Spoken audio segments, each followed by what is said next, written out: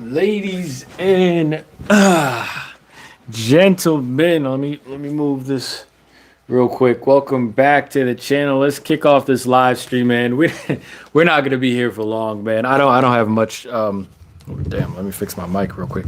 I don't have much to say. I don't think there's anything left to say. Post game reactions, post game breakdown. I know a couple of my viewers are waiting for this. I did tell you we live stream after every Liberty game. Ain't nothing changed, okay? I don't really have any. If that's not a W just given away, I don't know what is, man. Everyone's gassed. Like their starting point guard is gassed to the point where she's calling for subs. We have 3 timeouts, well, technically 2.5 if you're counting the reset as a timeout. So let's just call it 2 full timeouts. We still have 2 full timeouts. 2 full timeouts, a reset timeout, a foul to give, and we use one of those things. And we only used one of those things after the opposing team went up 2. So, yeah. Now we have game 5. Doug, is that was just a win given away. The win was right there. Minnesota was just like, take it. Like, you're calling for subs in a game 4. You yourself are calling to be subbed out in a game 4. That means we actually did a good job of clamping up Courtney Williams. Like, we clamped her up to the point where she needed a sub. She was doing absolutely nothing. And she needed a sub. I've never seen a win. I've never seen a team like just give or actively try to give a win to the other team, because that's what the Lynx were doing for us tonight. They were just like, please take the win. We don't even want it. That's literally what the Lynx were doing. I don't have the only new thing that's popped up for me is I think we can all agree now that Coach Sandy most likely isn't going to be returning to her head coaching position on the team. That's what I think is getting more obvious as this series goes on. And obviously we're about to end up in the last game in Barclays. But if we're being real, I don't think Coach Sandy's here next season. If that's not more obvious. On the last play of the game,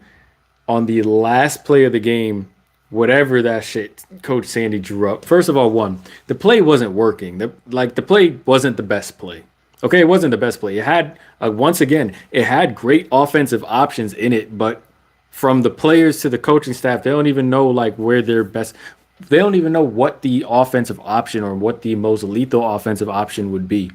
So I'm not gonna say it was a bad play, but it was a blind play, because the options that you should have been looking for that you could have created were there, but you elected the play basically called for something weaker to be run, and that's basically all of our sets.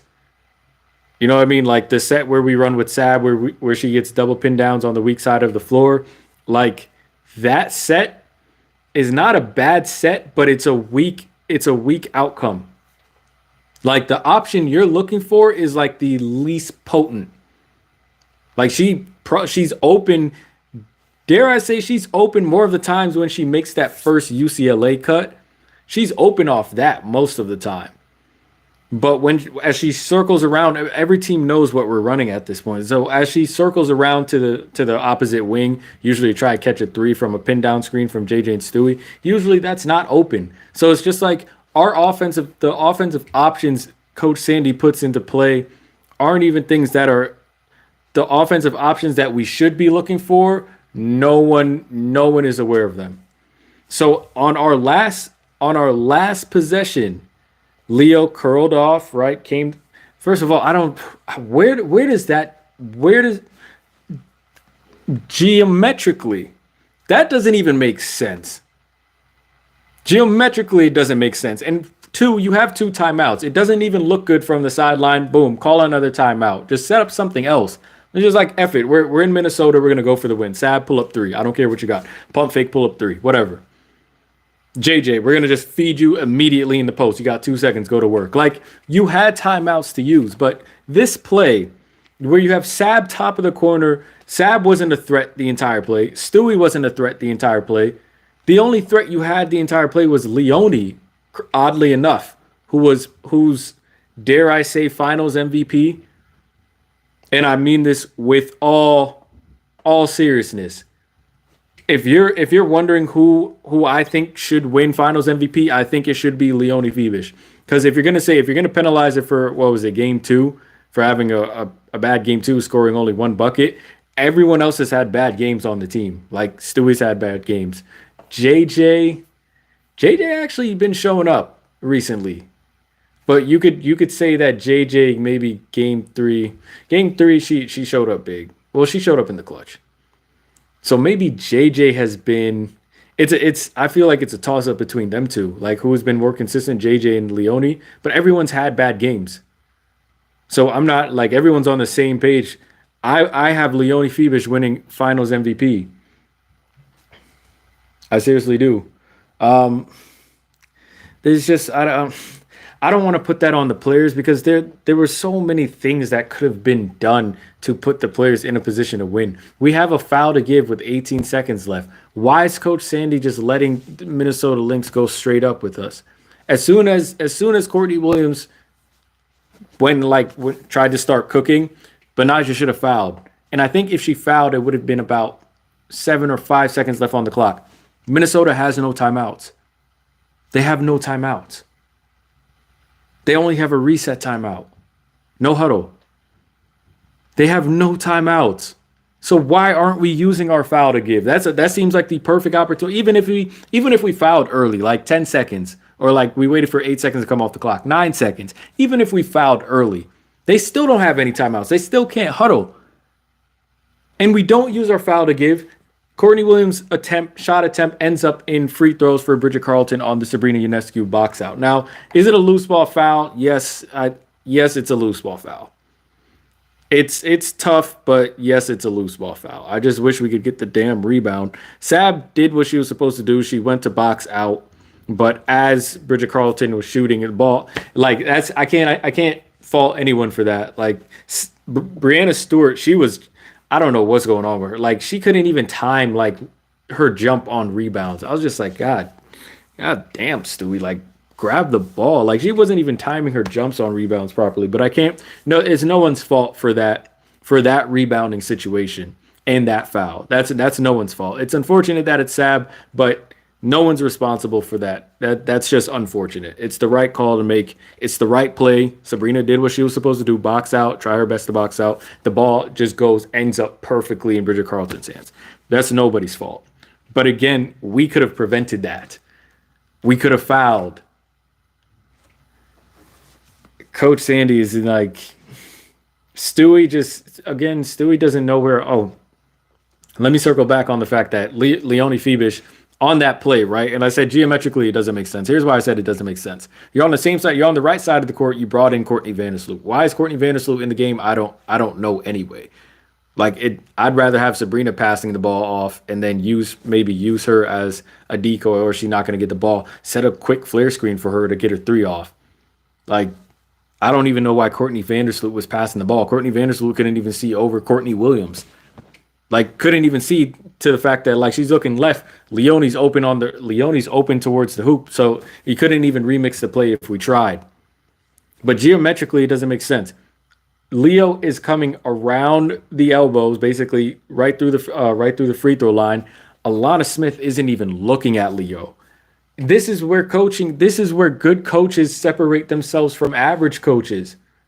Who on the court really expects Leone Fibish to take the last shot in a situation like that? Alana Smith isn't even looking at Leone Fibish as she comes around the curl. Kayla McBride for a second, she was sleeping on Leone Fibish too, because she was just like, oh shit, yeah, I do have to go guard her. And then she notices that Leo's open too, and then she's like, oh yeah, I do have to guard her. But Leone's entire plan on that play, or entire instruction on that play, was to come back after her curl and screen Jonquel Jones. And Jonquel Jones cuts ball side. The play doesn't even make sense. You have Leonie Febish basically making a circle. So there's no threat. So let's say this is the hoop. She's doing this. Instead of threatening the hoop, clear up some space, maybe Jonquel Jones can get a nice little seal. She circles back. There is no threat going towards the hoop. Look at that play.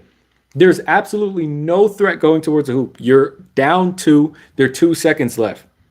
The defense is going to be more susceptible to something threatening the hoop because it's 2 seconds and they're down a bucket. They're going to be susceptible to something going towards the hoop. But where's the coaching? Where's, like, again, the high IQ coaching is just like, Leo, when you come off of this, just keep in mind here, even though we're curling you off for a screen, if you notice that you're open on this curl, call for the ball. That's coaching. That is coaching. So again, I mentioned this in the last stream, and I said that, Coach Sandy, I don't know, like I said, it would take some balls from GM Kobe to GMK. It would take some balls to fire a coach after you just won a championship. But I don't think Coach Sandy's going to be there. I don't think she's going to be here next year. Win or not, I don't think she's going to be there next year. And the way the WNBA is getting rid of head coaches right now, what was it? 33% of the league doesn't have a head coach. That number is about to get higher because I don't think you bring Coach Sandy back. I just don't think you bring Coach Sandy back. Not saying she's a bad coach, but she's not what we need. She's not what we need. Like, we can't have all-stars on this team. Damn near an all-star lineup. I consider Leo an all-star. Damn, I consider Leo a finals MVP candidate, right? We have this great lineup and we don't even tap into like 25% of its potential. Like, we can't even get players active. Benaja's on the bench for the last play of the game. Benaja had a good game. Now she was getting just toasted on defense, like just getting beaten off the ball, and just no one shows her how to adjust. Like, no one shows her, like, okay, Benaja, you're too high right here. So as soon as they make the move, you're off balance as you step. Just give yourself a free step right here. You can contest with your presence. No one's telling her how to correct her defensive stance. She's on the bench for the last play of the game. Why? I don't know, bro. I don't know. That like, Coach Sandy had 2 timeouts, 2 full timeouts, a reset timeout, a foul to give. Now, on the shot attempt, on Stewie's last shot attempt, everyone was saying, why are you giving Stewie the ball? She's off tonight. First of all, remember when I talked about Sabrina's offensive IQ and just our team's offensive IQ? We feed JJ the ball in the post. She takes a fade. She's body. First of all, JJ's tired. I get it. Everyone's tired. All right. So that's not even an excuse. Everyone cancels out. But JJ has a ball in the post. Alana Smith cannot wall up against you, or else it will be a defensive foul. Now, they're not going to call that. The refs aren't going to call a defensive foul like that in the clutch. So you have free range. This is just called knowing the game. You have free range. They're not going to call no blocking foul in the clutch with, less than a minute left. They're not calling that. So JJ should know, hey, I got time to operate. Alana Smith can't hold me in the post. Bang. Like, bump, go ahead. Like, we settle for another, like, leaning one-legged fadeaway. Like, when you could have really put Alana Smith under the hoop. Anyway, we get the offensive rebound off of that. 30 seconds left, about 14 seconds left, 14 seconds on the shot clock off of the offensive rebound. Coach Sandy can call timeout right there. She can call it right there. And she does it like 14 seconds shot clock, 30 seconds game clock. So technically, we possibly go 2 for 1. We could call timeout right there, get a good set in. We're most likely going to end up 2 for 1. And I think it was high 30s too, maybe 38 seconds or something like that. So we probably could have gotten a good set off and gone 2 for 1. She doesn't call timeout. Now, Sabrina, Stewie has Kayla McBride on her. You have Alana Smith on you. Why are you setting a screen for Stewie? Get the hell out the way. Now you're setting a screen for Stewie at this lazy ass screen at the top of the key for Stewie, and now Alana Smith gets to switch on to Stewie, who's already gassed, who's already not having a good game, and we're gonna put a defender like Alana Smith on her. Sab, get your ass out the way. This is offensive IQ. I know Sab don't have a lot of it, but like, dog, everyone's playing so badly. You can't even tell me if the Liberty were to win that game, if we were to win that game, who the hell would y'all have as MVP? Who the hell would y'all have as MVP? Everyone was playing poorly. JJ was carrying, but are you going to give her, like, who would you have as MVP? That's how bad that game was. And that's how open the game was to win. We were playing like shite. We've been playing like shite the past 2 games, actually. And the game was still in the balance, tied 80-80 with a chance for us to take the lead. Who would have been your MVP? So it's like, it's just a headache, bro, because it's like horrible play from the players, sure. Not too high IQ from the players, sure, but you also have that coming from the coaching staff, bro. No one's helping the players make adjustments on court live, which as a player, I think that was one of like, I bring that up a lot because I think that was one of the most important aspects. And one of the things where I look back on it, I'm just like, I'm actually gracious for it. Because like I didn't have coaches that sat, even though we had a game plan and they're telling me, okay, this is what we're doing on the game plan. I missed this coverage or whatever, or this is my read, right? Like this is my read, this is my matchup right here. I'm supposed to be the one contesting this. Like the in-game instruction from coaches, I loved having that. Like I really did love having that. So if a coach was telling me, hey, look here, it's just like make this read. Hey, find out how they're going to play you when you go towards your shooter. Like the feedback, the live feedback really helped me. And it's something I feel like that could actually help the Liberty players as well. I don't know why in the pros that goes away, but you see coaches like Mike Brown for the Sacramento Kings when he coaching his ass off in game, just like, yo, that's your help side. You have to be there. You're on help side. You take that charge. It's a turnover. And the player actually did it like a couple of possessions later. Who was it? Davion Mitchell? Maybe not. But it was another player. The player actually stepped into help side a couple of possessions later. Boom. Big ran into him. Charge going the other way. Like live feedback, live coaching. I just don't think the Liberty have that. And it could prove monumental for us. For someone like a Benaj Delaney. For someone like a Sabrina Ionescu. And we just don't have that. We don't. I don't see that. I don't see that. Let me say that. I don't not speak definitively, but I don't see that with the Liberty. I don't see that with our coaching staff. Right? I don't know. I don't want to be here long. I really don't want to be here long, but it's just like I've never seen a game more like, man, and if I got a whiff of this team like tapping out, they're done. They're not like defensive effort was great by the Libs. We were doing everything. We were there. We were right there. Rebound and everything. And for the life of me, Jesus, like the offensive IQ is just not even on the charts. Nafisa is down on the ground. She just tried to get it off. She just tried to save the ball. She's on the ground. 5v4 fast break in the clutch. Who's to say we can't get an easy bucket? But Nija's standing in the front court waiting for Stewie to give her the ball. Like, we have the advantage. We have a 5v4. Move the ball down court. See if we could get something easy. We could win the game. The game's tied.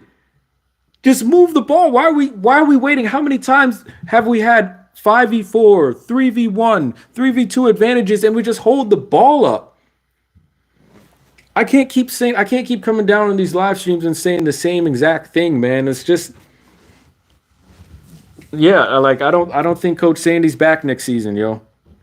I don't think she's back next season. Now we have Game 5. Now, even though my prediction is still live, I really wish the Liberty actually won tonight, so my prediction would be busted. I wish my prediction wasn't still live, because here's the thing: who's to say we don't lose at home, bro? It's the Lynx, bro. It's the Lynx. Kayla McBride has been, how many times? I said this in the prediction as well. I said, Kayla McBride, as long as she's on, they will find a way to win a game. They will stay competitive in a game. If she's on, they will stay competitive. In the entire first half, again, coaching discipline, defensive IQ. Stop helping off the shooter. You're not supposed to help one pass away anyway. And the fact that you're helping off of Kayla McBride, who's been shooting the shit out the ball past couple games, is not a good idea. So we spent the entire first half giving their shooters wide open shots just off of defensive fundamentals. This has nothing to do with New York Liberty coaching. This is just defensive fundamentals that the pros should know. How many wide open threes did we allow the Lynx to take in the first half? Threes that could have helped us.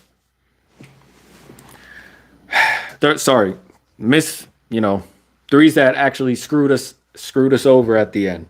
We lost by 2 points.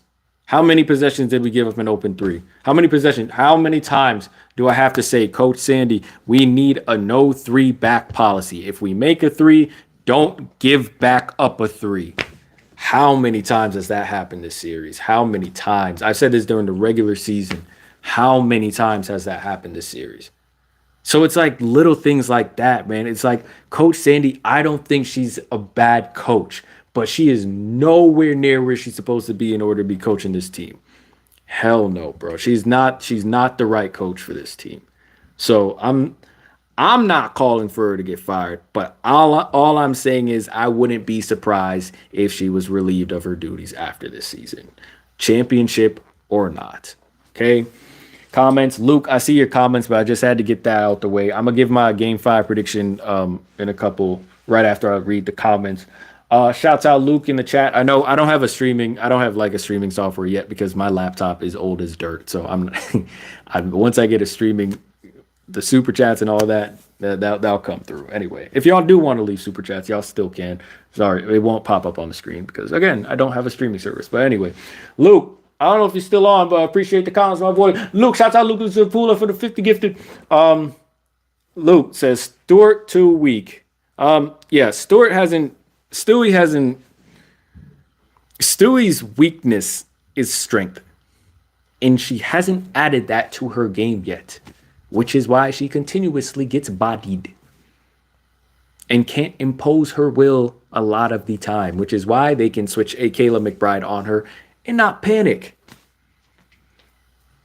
I thought Stewie was going to come back this season stronger. I really did.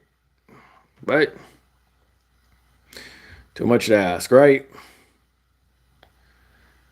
Why is this saying this isn't giving an update? I hope this thing's still on. I think it's still on.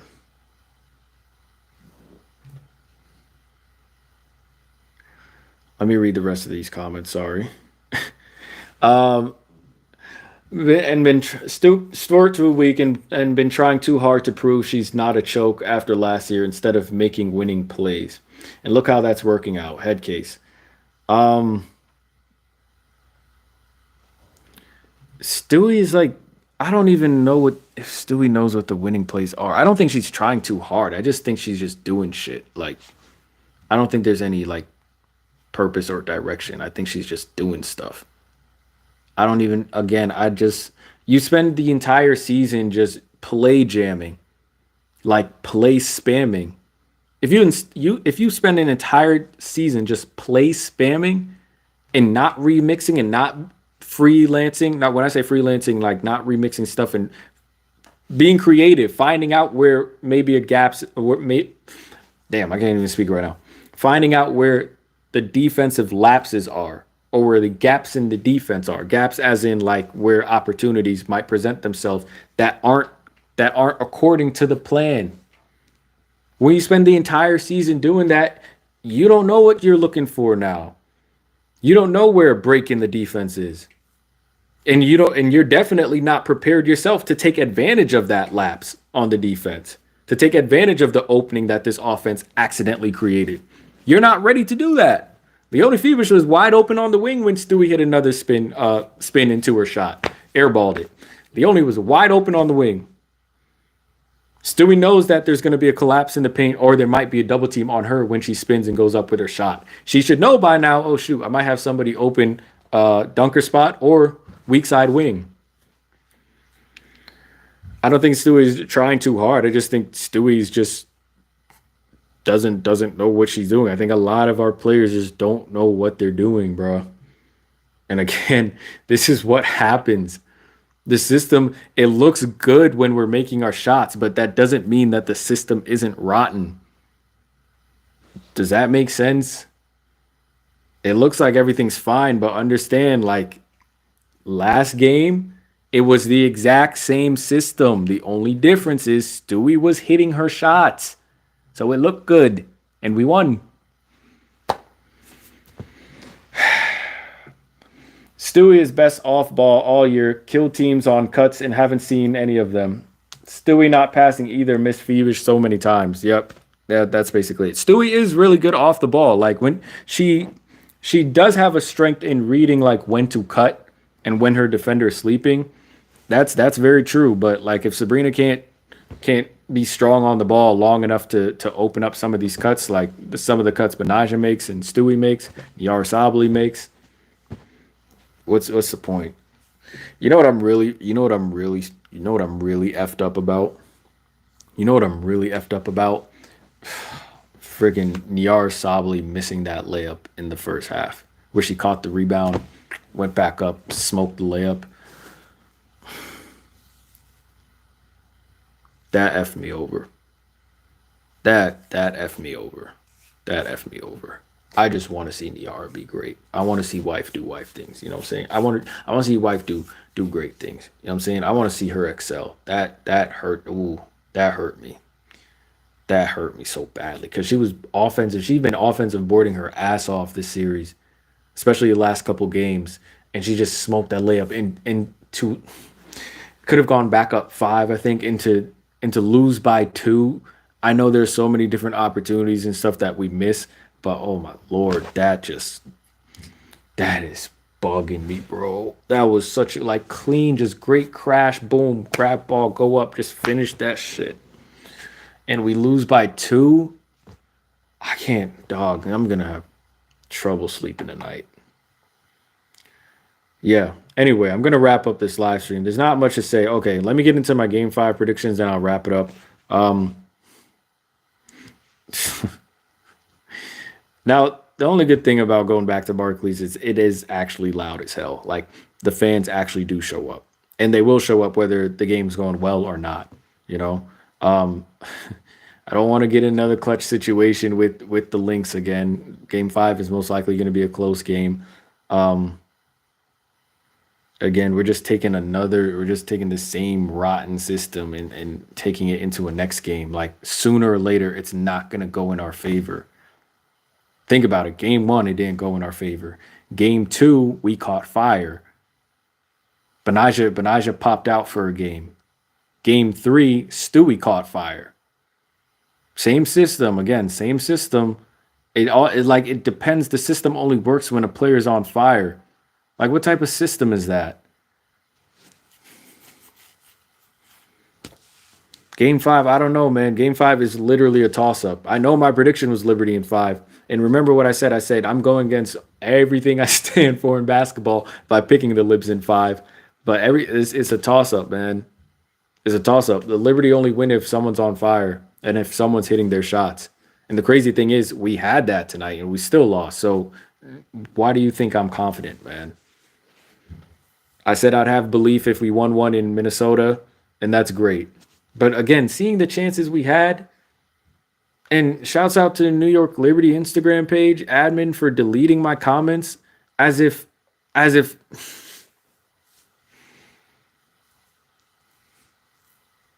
this ain't the bullshit I'm talking about.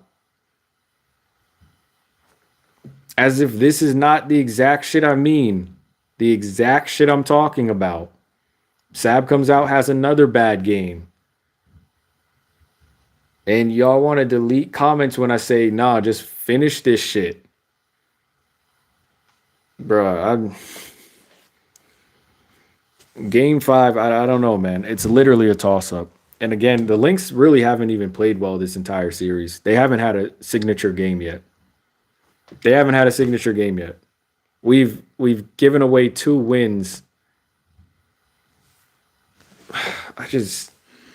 Game 5 is a toss up, man. It's a toss up. There is no guaranteed winner. I know everyone's like, oh, going back to New York. New York ain't guaranteed to win. Lost in the finals last year on our home court. We're not guaranteed to win. We are not guaranteed to win. Barclays will show up. Yes, Brooklyn will show up. That's great, but you had, dare I say, I think you're probably, the chance that you had tonight is probably going to be better than the chance you had in Game 5. It's probably going to be better than the chance you had in Game 5. Than you will have in Game 5.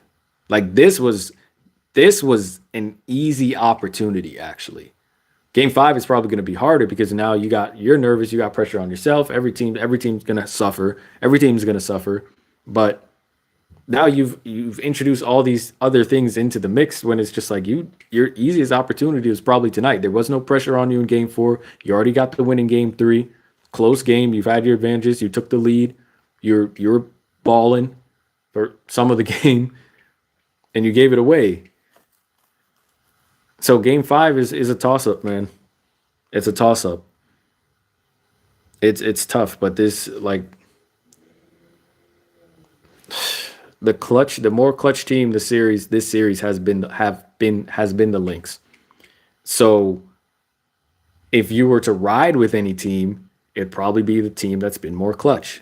Here we are in Game 5, last game of the season. The Libs can do it, man.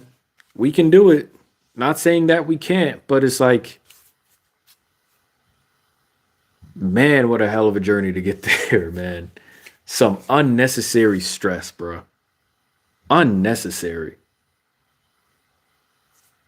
Everyone has to, so like, damn, how do you lose? Benija shows up, Phoebus shows up, Jonquil shows up, and then your 2 stars are missing, man. Like, everything comes back to the principles. Do you understand? The only reason the Lynx were in the game is because we just don't understand simple defensive principles, simple defensive fundamentals. We have no offense. Duh. I've been telling y'all this. We have no offense. But simple defensive fundamentals is the only reason Lynx are in the game. That's the only reason the Lynx stay in the game. We don't have a no 3-back policy, and we also don't understand defensive fundamentals. That's the only reason the Lynx are in the game. They haven't had a signature game yet where their offense is flowing in their offensive set. I don't know what's been going on with their offensive sets lately, but the only reason they're in the game is because we keep messing up. Has nothing to do with them actually executing and being sharp with their sets. So I don't know. I don't know what it boils down to, man. I really don't know. I think Game 5 is a toss-up. I really hope New York comes through because this shit will be sad. This shit will be sad. But, you know, the only bright side to us losing a Game 5 is that the team then actually needs to start looking at itself. Like, okay, what do we need differently? Something has to change. One game away from a championship, something has to change. That's the only bright side about losing is we'll know that we actually have to look at what needs to change. Because even if we win, we might not be as keen or might not be as eager to look at, okay, let's change something. It's a toss-up. Game 5 is a toss-up. Sunday, 8 o'clock. Ah, man. I'm out of here. I did say I was trying to keep this short, but it ended up being a long stream. But I'm out of here. I appreciate whoever's watching. Oh, actually, I can check that. My bad. Not a lot of comments, but that's okay. I appreciate everyone's watching. I appreciate everyone that left comments. I'm out of here. Enjoy the rest of your Friday night. Enjoy your weekend. Lives in 5, man. Lives in 5, man. I'm out of here, y'all. Take care. Stay safe. Stay blessed. Peace.